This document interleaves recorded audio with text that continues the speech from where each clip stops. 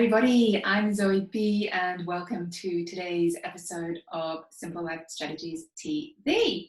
So today we are in for a treat. I have with me my personal yoga teacher, Jasmine Tarkeshi.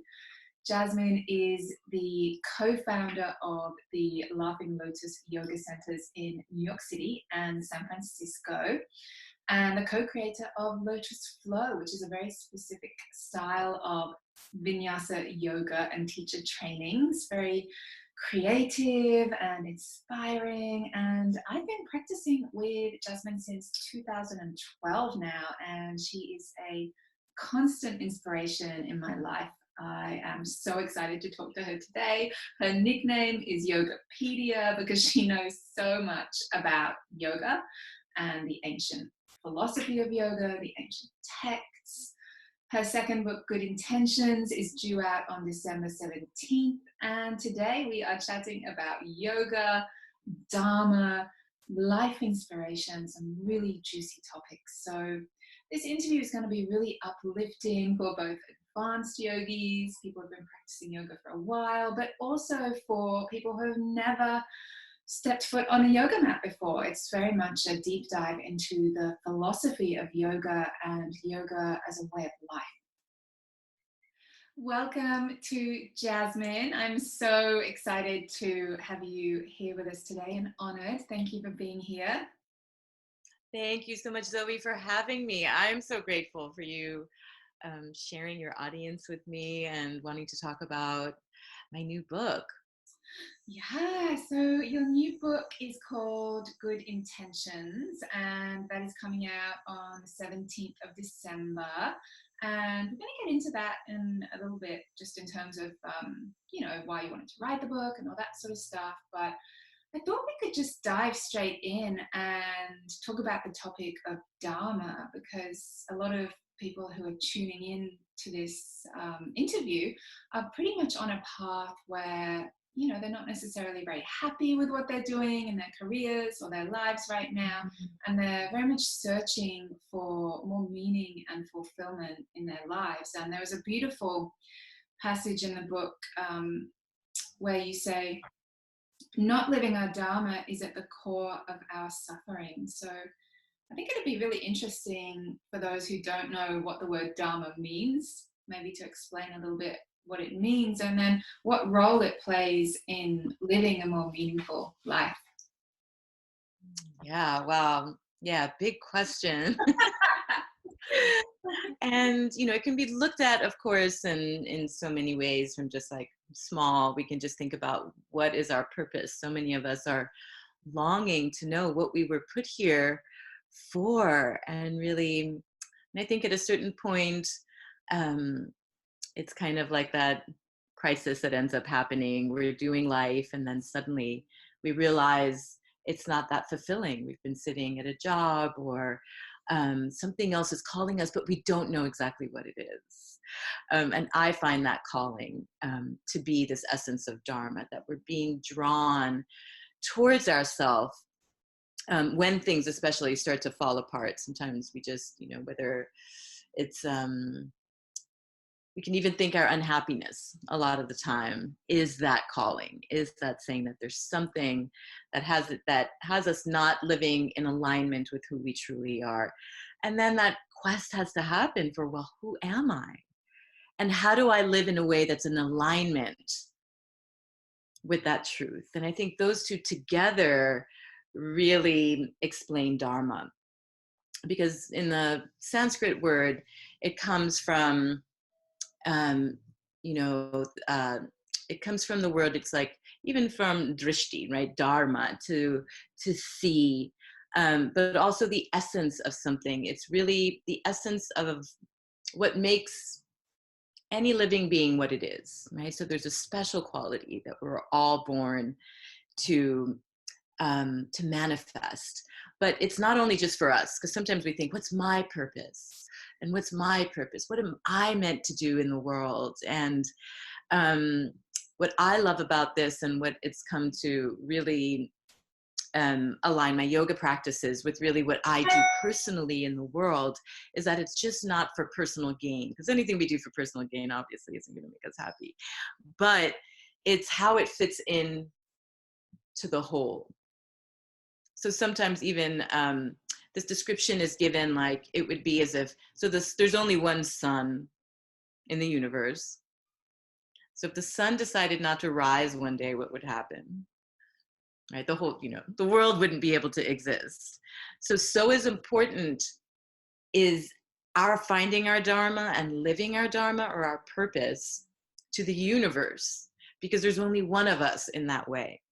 So sometimes we follow these paths of wanting to be something or wanting to do something, a lot of the time following somebody else's Dharma, like again in the Bhagavad Gita, which says better to live one's own Dharma or purpose imperfectly than to perfect the path or the Dharma of someone else. And I think for so many of us, we're so good at being someone else, but not so good at being able to really own who we are authentically.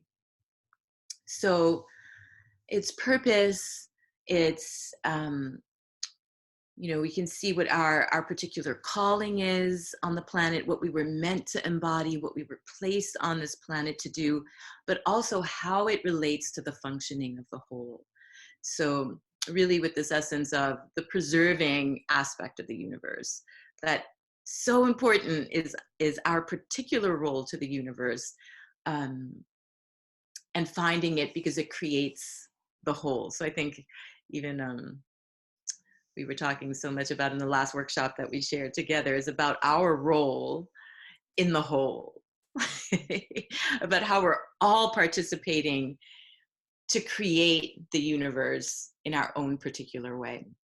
So I hope that kind of makes sense. It's like, it's unique to us, but not just for us.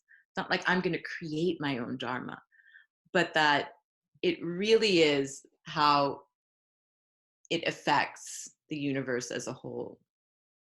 And so it's a big, it's huge, right? Because, but for me, I feel like that's what makes it, when I can think about service and my role and my particular role in which I'm meant to be able to fulfill, it kind of lowers expectation, so that it doesn't have to be this big, magnificent thing or something so different than I'm already doing. But that Dharma can be in any little action that I do when it comes from this authentic place in the way that I live and participate in the whole.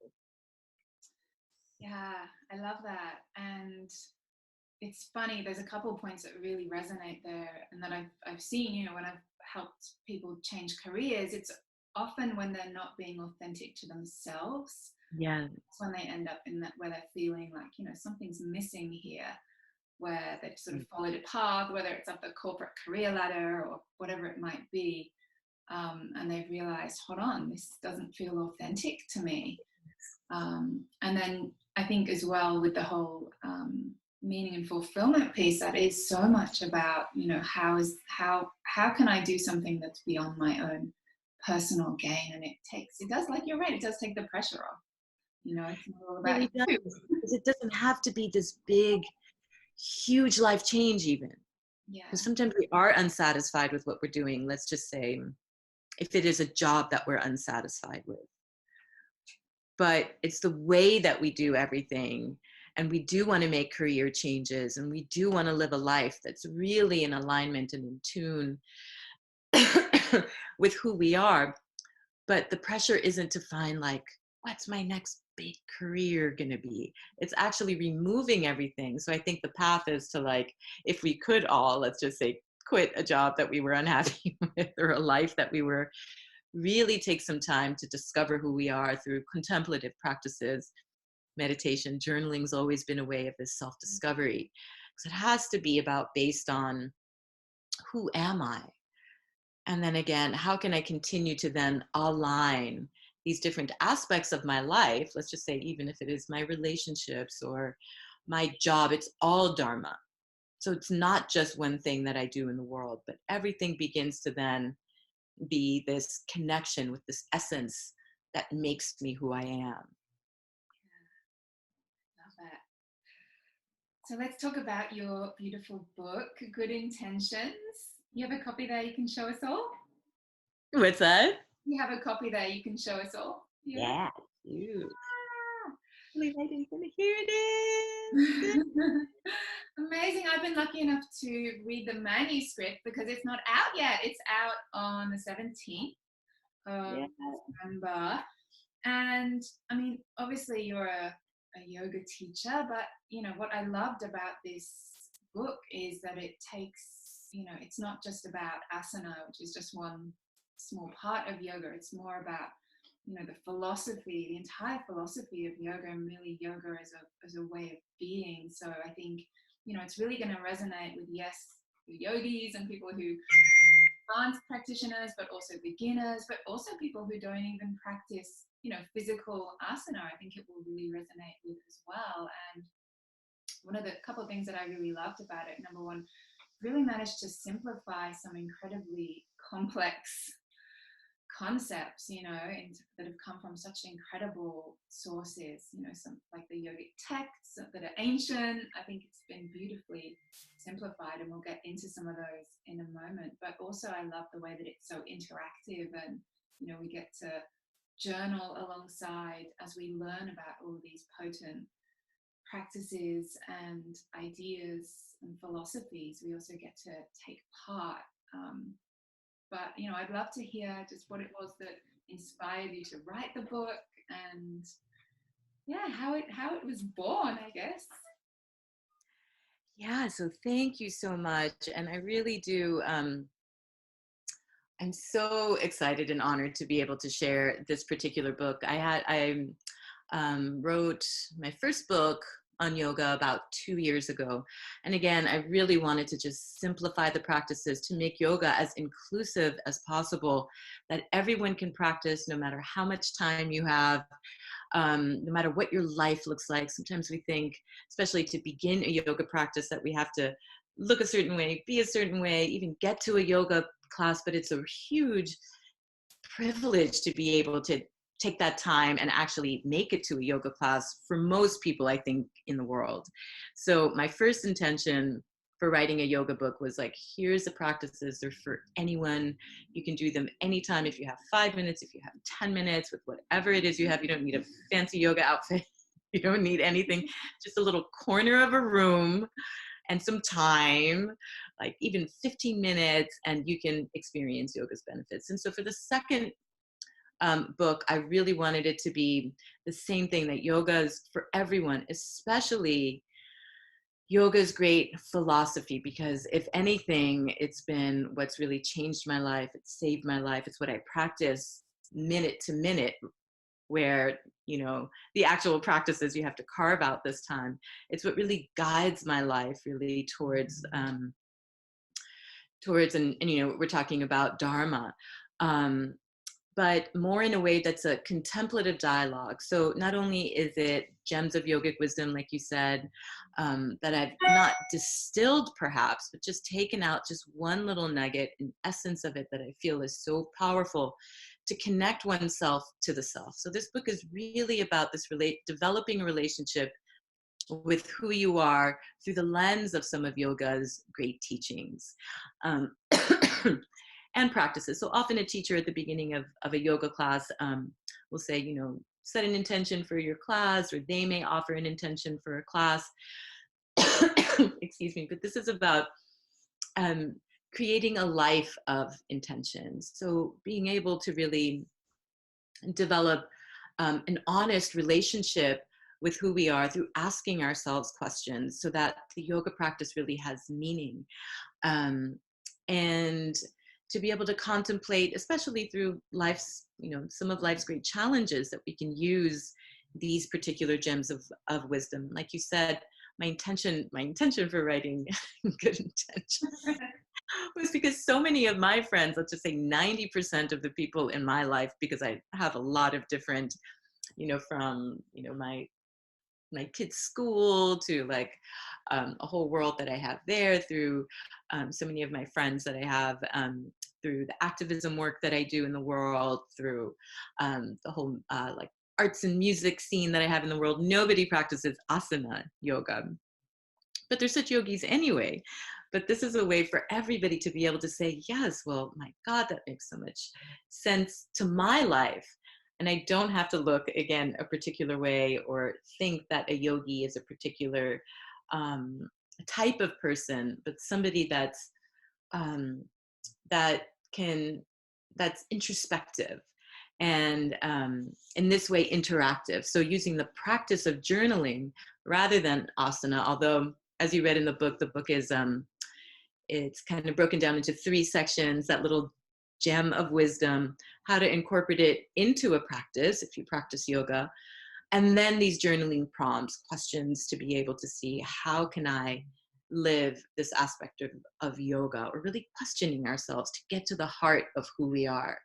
Um, and so what I wanted to give the gift of to anyone, really, to everyone, is to develop this relationship with who they truly are. And again, we can say Dharma, because we know what we do.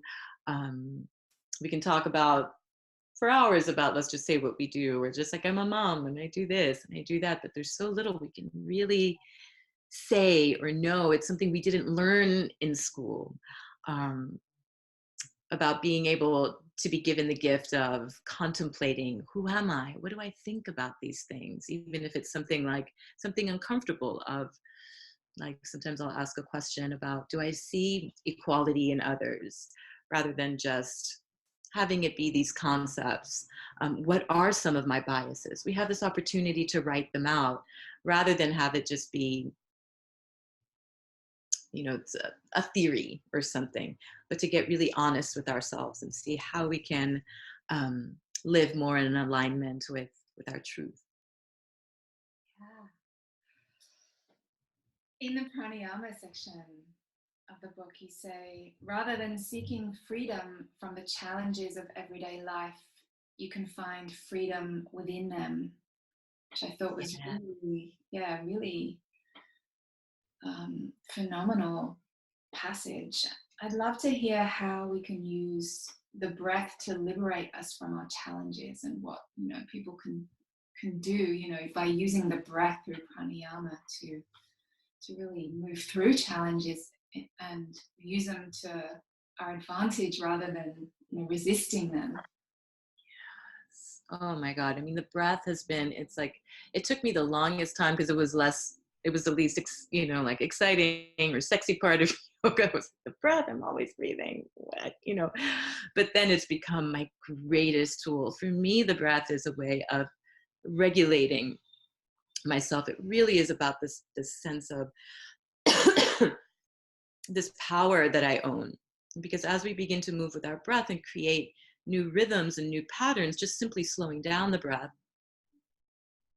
and coming into the breath. Like, if I'm thinking, you brought up the passage about the challenges, and it's so true. Oftentimes we think, I'd be free. I would be happy if it wasn't for this obstacle in my life. If it wasn't for that person acting that way, I would be really nice all the time. It's often so much about our external situations that we can say, this is why I'm acting this way, or why I'm so unhappy, or why I'm so stressed out. But no, yoga teaches us, and especially this great gift, I think, in so many different allied traditions, has to do with freedom is internal and it's eternal. And it's hard to believe when we see so much, especially systemic injustice. And so we're not talking about that type of freedom, or that, especially along all lines, but mostly we own our freedom. And the breath becomes this power, because by slowing down our breath, we can slow down our thoughts. We have the choice to be able to act, and to be able, instead of being reactive, to be able to respond. For me, the breath has 3 components, and in yoga it's the inhale, we know, the exhale, we know, but then the pause. There's a slight pause that we can have, in which our freedom can really lie and our power can really lie. Because if I can use my breath to pause before I say something, do something, within it begins to lie my power about how can I act really in alignment with with who I am and the way that I want to be. I want to see myself as someone kind. I want to see myself as someone patient. I don't want to be reactive. When we want to start making these changes, they're so impossible they seem to implement, because it's that we're used to living through what's called our samskaras in Sanskrit or in yoga philosophy, just these ingrained patterns that are grooved. And so it makes sense that when we try to change our patterning, it's almost impossible or difficult anyway. And we're like, what's wrong with me? Why can't I do it? And then it's again. But through changing these patterns within our breath, we can begin to see how we can begin to change more patterns within our lives. And again, this freedom that we own, and the power that we own to be able to make decisions, to be able to live in a way that's based more on who we are rather than past reactivity.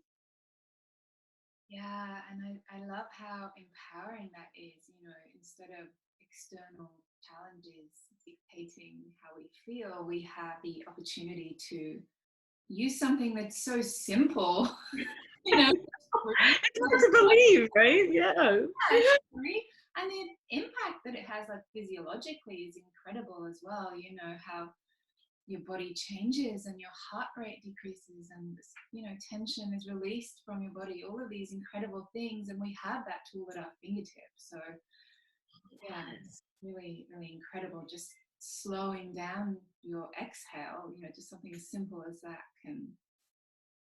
And being able to notice, what is it I'm feeling? What is it I'm thinking? Because we're just so generally just in the thing. And so by backing up, again, the breath being this vastness that can, kind of bring us out of our, even, I mean, for me, it's just like it can be this instant to where I'll be so caught up in something or just even running around. And if I just stand back and just start breathing, there's the space, there's the freedom, even if I'm like in the midst of some turmoil, if some situations happening in my life, even some, I unfortunately had to deal with so many disagreements in so many different areas. And so just having that tool, or just even everybody, let's take a moment, let's breathe together. It can be that simple. And even in my kid's school, she's in first grade, like I just say, okay, we're going to breathe together. Let's just take a deep breath in. And it's so cute, these little kids, but it so works for them and they know where to go. Even with my 6-year-old, I'm just like, let's take a breath, and it's so cute because they know how it feels, and they'll just go, and they can come back to themselves. And again, that's so empowering, because we can think power and freedom, but again, really this liberation comes from knowing that we're not our thoughts, we're not our emotions, and that we can make choices about the way that we're going to react. So if we know that this power is with us whenever we are, wherever we are, it's nothing we need to download from an app, it's nothing that's going to come on our phones, it's nothing that we can buy, it's with us wherever we are, then absolutely can we find freedom within our situations, rather than thinking like I'll be free no matter what. Because that's what really the image of the lotus is, right? This beautiful, exquisite flower rooted within the mud, rooted within the muck. And I always see the breath as that. Like, it doesn't mean that we're removing the mud and the muck so that we can be these beautiful, free, liberated, pure beings. Is that part of us is always there and even grows out of the mud, or within it. So yeah, if anything, is to be able to remember that these tools are always there to help us. Yeah, so powerful. So in a world that is so obsessed with doing, like, how important is it for us to just be, and this idea of just being? Yeah. It's just about, it's reprogramming ourselves. We've been programmed so intensely. And if we can think of ourselves as a computer that's been programmed, it can also be wiped clear. Like, we have to start to think about, these contemporary, like, let's just say devices to be able to like really see ourselves through, which is like if there's a mirror. And everything has to be programmed in a particular way. And we're programmed to think like you have to do, you have to do, you have to continually do to be who you are. But if we can begin to stop the programming, and just like step out of it for moments. Again, I feel like, because, if I work with corporations, I'm like, it's not like you're going to stop any type of like, productivity. Actually, your productivity is going to go up by not doing. If people can just take a step back to refuel themselves, not only is everybody going to get along a lot more, but you're going to come from a place of being full, again, from this place of essence, from this place of, we can use spirit, but it's more being refueled by who we are. So whether it is meditation, whether it is just sitting, whether it is taking a walk, whether it is doing some contemplative journeying, like it can't constantly be going out. I like to use the image of an ocean and a wave that, first it pulls into itself. We can think about the breath, but it draws all the way in. And then it can express itself back out into the world. We can think about like the oceans. So there's no way to continually keep going without thinking we're not going to be burnt out, without sacrificing our health, without sacrificing our relationships, without sacrificing so much. If we don't take that time, I would suggest every single day to refuel and to be, like you're saying, of doing less. Of course, we're not going to just sit around and do nothing, but especially these practices that really call on, this conscious dropping of everything external to be able to tap in and nurture our inner world. And so that can happen in so many different ways, but we have to invest in it, especially if we're talking about Dharma and filling up our cup. So let's just say if we can't all quit our jobs tomorrow and do the thing of our passion because we have, first of all, we don't know what it is. But the more that we can nurture our inner world through just saying like, this fills me up. For some of us, it may be playing music. For some of us, it may be taking a walk in nature. For others of us, it's spending time with friends. We don't do that anymore. For me, I have to get together. It's like my sadhana, my spiritual practice is to get together with my girlfriends. And if I don't do that for a long time, I really feel the difference. And then I get filled back up. And again, this remembrance of who I am, of just like this joyful connection with friends or with satsang, with community of people. So for everyone, it's going to be different, but the balance has to be there. And especially, it will make us more productive in any way. It will help us find what we're meant to do in the world if we see the value in it and commit ourselves to taking that time. Because I think it's so much is about, well, I'm not going to make money at it, so why would I do it? But the value of it is so huge. Yeah, and I've completely seen that in my own life. I was always a huge doer and, just busy, doing. And, I find the days when I do take even 10 minutes to meditate in the middle of the day or a short yoga practice, I am so much more productive for the rest of the day. It is worth the investment, the time investment. It really is. Yeah, and I think it's so true what you're saying about self-care as well. Looking at self-care not just as the kind of the stereotypical have a bath or like candle. It's also connecting with other humans, like seeing your girlfriends, doing things that are going to that's a part of it too. And it's that joy that I think can be missing so much out of our lives. Especially if we have demanding jobs that aren't fueling us anywhere. But let's just say we have to do that to make a living until we can begin to find this balance or begin to make career path choices. Like I feel like, yes, well, of course we would have to take steps to be able to go into another direction. But to just do things that make us happy, like anything that is, we have to tap into the joy that exists within us. It's like the great meditation teacher, Tibetan master Chogyam Trungpa was like, everybody loves something, even if it's tortillas. Right? It's like, for me, a spiritual practice, because sometimes even we can think our practice of like meditation or has to be tapas, and we get very disciplined in this way.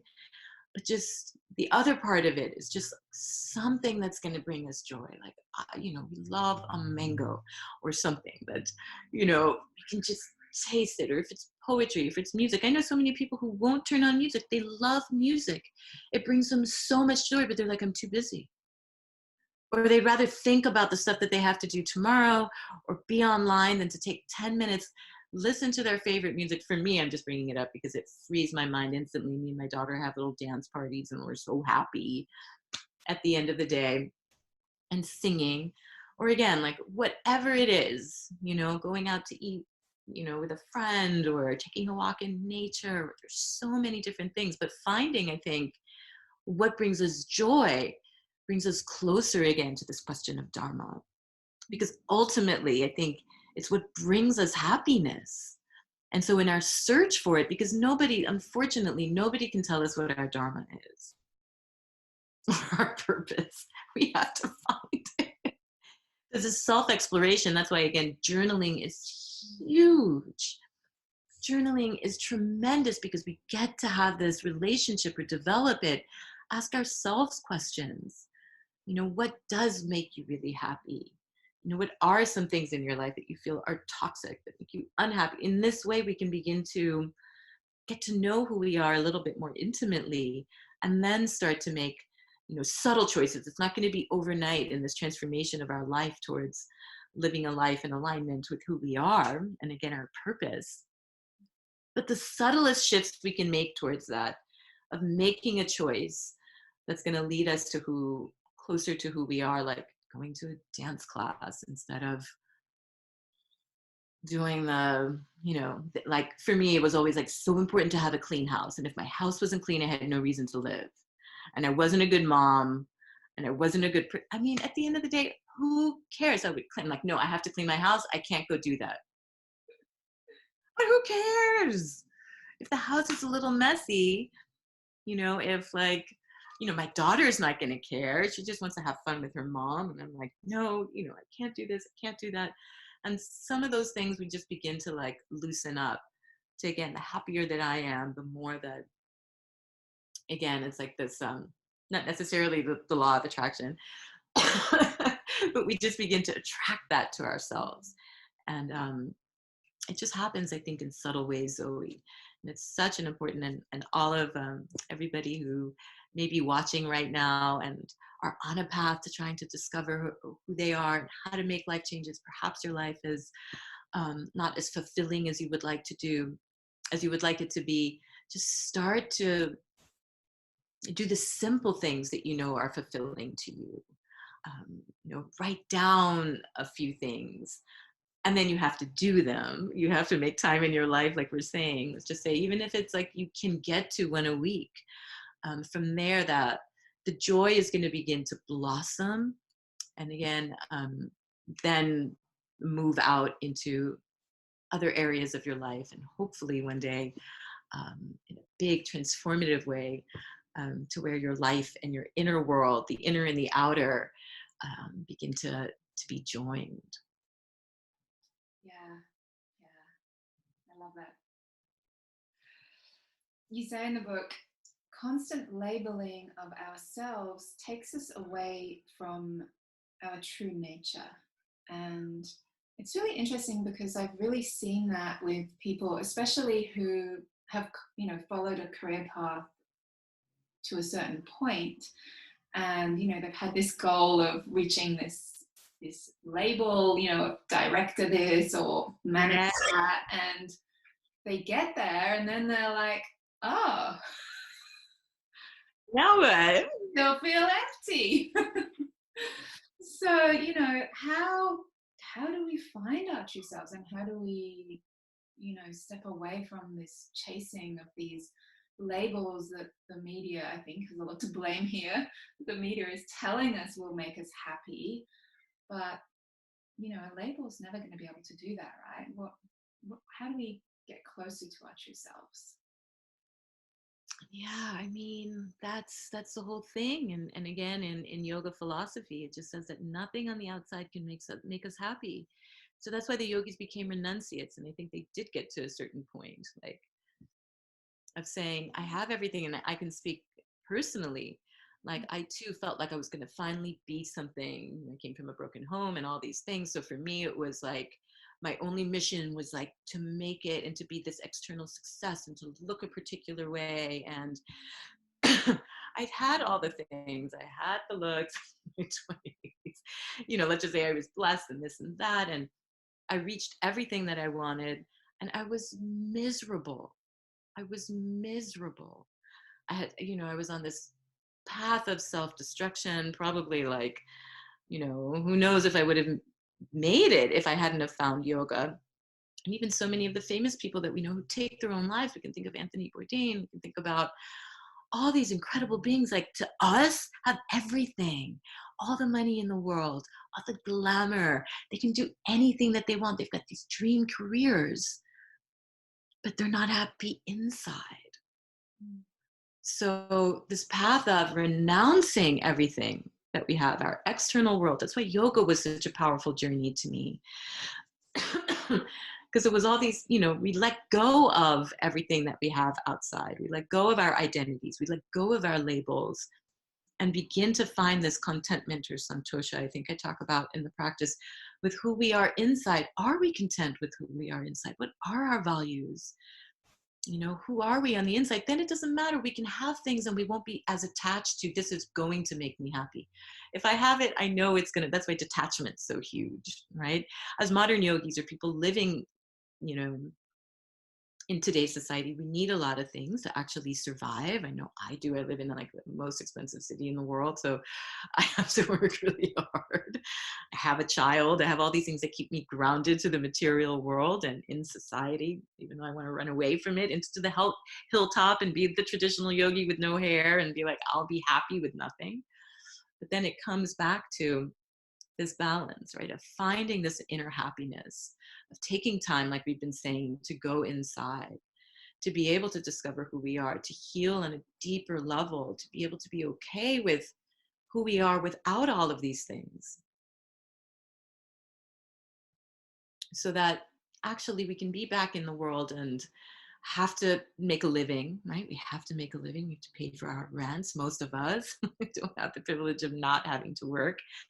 And it's a huge privilege to actually do work that you really love. And I feel like we can do, to do meaningful work in the world, especially because I think for anything to make us happy, it's got to have meaning. And right now, in this bigger way of how we're connected to the bigger whole, but it can't be dependent, right? Like, I'll be happy if I have this person, the person leaves and we're miserable.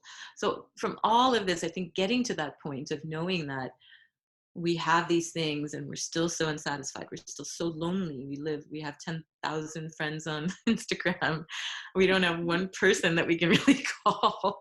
Most of the time we feel lonely, you know. And so to begin to go from the inside, I think again it's this journey to the self. That's why it's like I started my book with the Gita quote, yoga is the journey of the self, through the self, to the self. And then we can begin to make our way back out. So let's just say if it is back in the job, we know that that's not the reason for our happiness, that it's nothing that can be given to us and it's nothing that can be taken away. That it's actually, again, an internal state. And it comes from being yoked, that our identity comes with this essence of who we are. Again, going back to Dharma, because I think that contentment happens when we're one with who we are. And then the rest of it, there's less of the struggle and the suffering, because the suffering comes from the split between who we are and living this life that's not based on an internal connection. So the more we can give away, the more we can renounce, the more we can practice this letting go, the more we can withdraw our senses inward. I have one of the chapters is about a practice called pratyahara, the withdrawal of the self. And it's about having all of the senses that are usually trying to take us out, attaching themselves, saying our happiness comes from these external desires. And once we get it, we're going to be happy. And we're always chasing them. And it never does. So we begin to turn within, right, through the breath, through our senses, this withdrawal internally, so that it's an inside job. The more happy we are with ourselves, then again, it's not dependent. And so we're okay with, let's say, not getting over to the next level and being with what we have. And then again, making changes in any way that we need to, but not with a dependency of that is going to be the cause of my happiness. Yeah, and I think it is that subtle distinction, isn't it? Because I remember I went through this process myself where I had that realization that, similar to you, I'd have all these goals and I'd go after them and I'd, tick that one off, achieve that one. And each time that fulfillment wasn't really there, I think for two reasons. One, I wasn't really enjoying the process. I was just focused on chasing, get to the end. I wasn't having fun, to tie into what we were saying earlier. I wasn't present. I was just, I got to get there rather than enjoying the journey. Yeah. And then I think as well, it's placing all of the emphasis onto the goal. Because I guess it's not to say that we can't enjoy these external experiences, and we should still try and do what we love, of course, but not place all of our self-worth on that external circumstance happening and on our own timeline. I think that's often a big one too, isn't it? And the attachment to it, my happiness is dependent. You know, and that it's our attachment that causes our suffering. Because sometimes we think letting go is going to make me suffering, but it's really the holding on to something. Right? I think letting go is so difficult. It's not, right? Of let's just say something. It's the holding on that breeds so much discontent and so much suffering. So that's why the practice is so much become on this moment to moment letting go, whether it's through the breath, when we're in something, involved in something, and just like the letting go so that we can be free. And so if it is really attached to something and we know we're suffering because of it, then the process becomes of just this withdrawal of who we are away from something so that we can feel like, okay, I'm okay no matter what with who I am, and I will be, and everything else is awesome. It's on the outside, but again, it's not dependent. My happiness isn't dependent, because I feel like that's where, unfortunately, again, people put so much emphasis on the externals that we just don't see what people are experiencing inside, the deep depression that people suffer from, because we just see like, oh, they're at the top of their game, and even for ourselves, we just ignore these inner voices inside, and we're just focusing on the externals. So again, like you said, it doesn't mean that we're not going to have this external world. We're in the world. We have to be in the world. But it has to be, how can I still experience, inner peace, we can even say, right? Because it's like a teacher of mine told me, like, peace is when we finally don't want anything. Yeah. It's like that Rumi quote, be suspicious of what you want. Yes. Like when we can just be, like you said, this practice of being and not needing to do, not needing to have so much. Like, I have so many clothes. Probably have enough clothes for the rest of my life. Why do I need anything else? Like, I really don't. I'm so privileged. So when we can begin to get just like a different perspective of like, I have everything that I have. Sure, more would be great if it's like within my values, if I'm not sacrificing time with myself, because I've got really strong values about like my practices that I have, time with my family. I have to, my mom is 80 years old, my sister's not well. It's like, my daughter is 6, like, I'm not going to sacrifice those things. Those are huge to me. And then everything else that I achieve, it's awesome. Being, a published author is awesome. All of these things that I do is great, but it really does not make me who I am. More and more, I want to be like, I'm a good parent. I'm, a present daughter. For so long, I was like, I'm too busy to be around to be with my mom. I'm too busy to be a sister. I'm too busy for all of these things. My dad passed away. I was too busy to go see him when he was sick in the hospital. And those are things you can never get back. So the more we can begin to have this, what really is meaningful to me, what really is meaningful to me,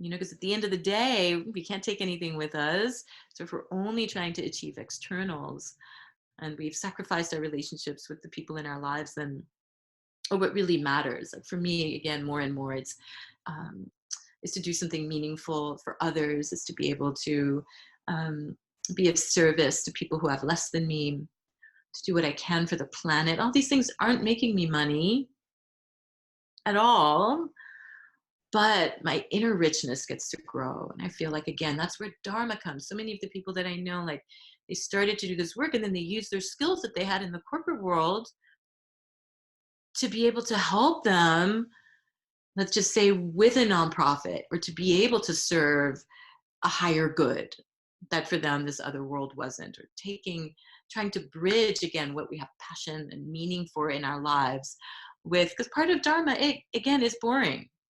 It's just what you're good at. So you're good at computer. I'm not. Like, I don't have a computer technological cell in my brain.